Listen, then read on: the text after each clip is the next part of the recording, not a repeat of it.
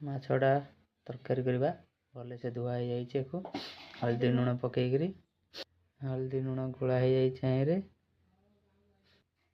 पियाज टे फुटण टे टमाटो टे मसला ग्राइंड हो ग्राइंड हो सारापर माछटा भाजवा माछ पड़ जाइए माछटा भल से भाजा हे भाजी सारापर तरकारी करवा देखु भजा सरी एबार पुणी तरकारी करवा फुटण टे पकईदबा पियाज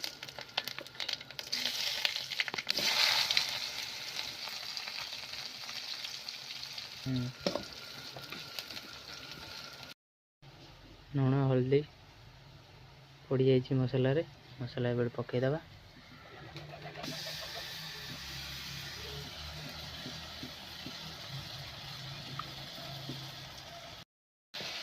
मसला भल भाव कषिदबा कषि सारिक